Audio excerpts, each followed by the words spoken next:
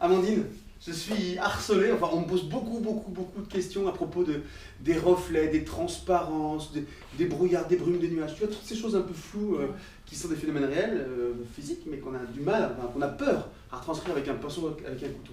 Là tu fais quoi? Eh bien là, voilà, on va représenter un paysage donc brumeux avec un élément comme ça en perspective, en l'occurrence un pont. Ouais.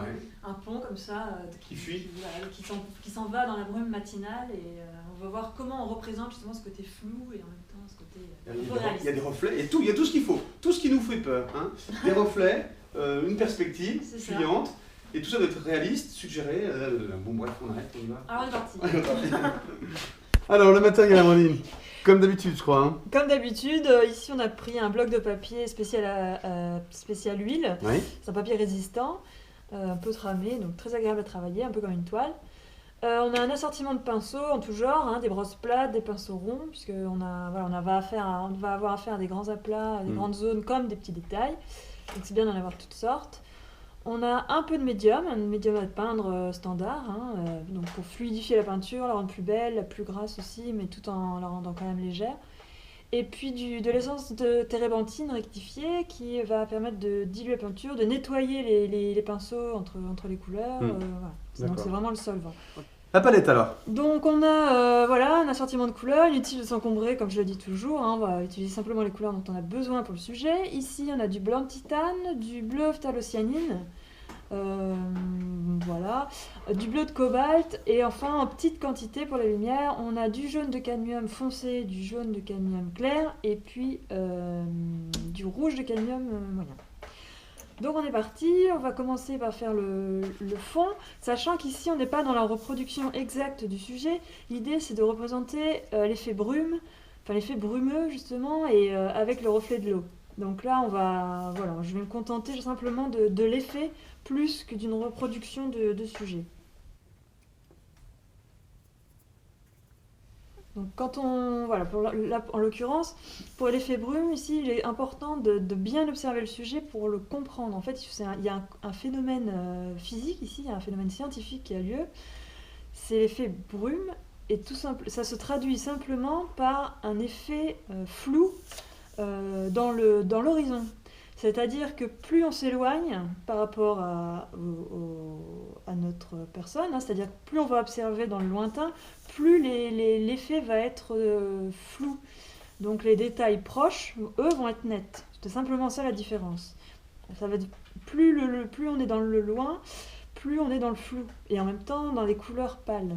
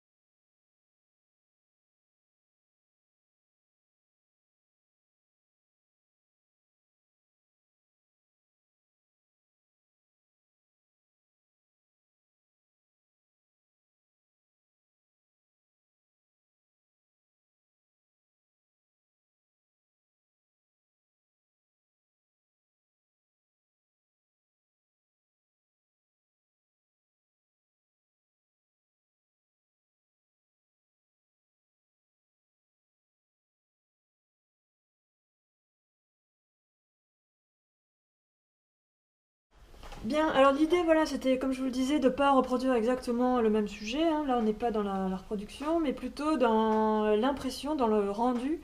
La principale était de rendre cet effet de brouillard, hein, Ouais. de brume comme ça, matinale.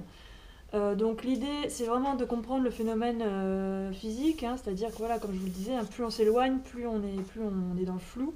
Ce qui veut dire plus les éléments sont proches de nous, plus ils sont en détail. C'est pour ça qu'ici, pour le pont, je trouvais que c'était un très bon exemple pour ça. Parce qu'effectivement, les arches du fond sont vraiment très floutées, en fait. Et voilà, celles qui sont plus proches sont déjà un peu plus détaillées. Alors, on pourrait encore davantage détailler, on pourrait encore davantage passer plus de temps. Mais Le principal est là déjà. voilà, l'idée, c'était de comprendre. Après, c'est à vous de réaliser votre œuvre, à vous de mettre toute l'énergie que vous avez, que vous disposez pour vous appliquer. Par contre, ici, voilà, le principal, c'est la compréhension. Donc, je pense que c'est là. Ouais, super. Et voilà le travail. Regardez-moi ça. En plus de loin. Super. Toi aussi, ça permet de redécouvrir de loin. Oui, voilà, le sujet a été complètement ici simplifié. Comme je vous disais, hein, après, c'est à chacun de consacrer le temps qu'il veut à son œuvre pour lui donner plus de vie, plus de réalisme. Là, en l'occurrence, les points essentiels à retenir, c'est que plus on s'en va, plus on est dans le lointain, plus le paysage, l'élément devient flou, presque à se perdre et à disparaître totalement. Mais en l'occurrence, il nous manque la fin du pont, simplement parce qu'il est perdu dans le brouillard. Et en même temps, voilà, donc plus les éléments sont proches de nous, plus ils sont détaillés. Donc c'est vraiment cette progression-là qui est intéressante. Et le rendu est top, quoi.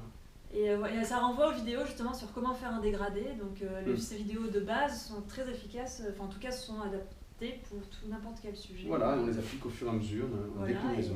Et pour le reflet de l'eau, c'est pareil, on a vraiment les éléments en effet miroir en fait, qui doivent être légèrement floutés parce que forcément on n'a pas affaire à un lac ici, mais plus à une rivière. Donc il y a un mouvement de l'eau à respecter aussi. Super, je suis sûr que ça va vous aider à progresser, prendre confiance en vous, surtout dans ces sujets qui peuvent être complexes, compliqués à appréhender, enfin à retranscrire. Voilà, à vous maintenant.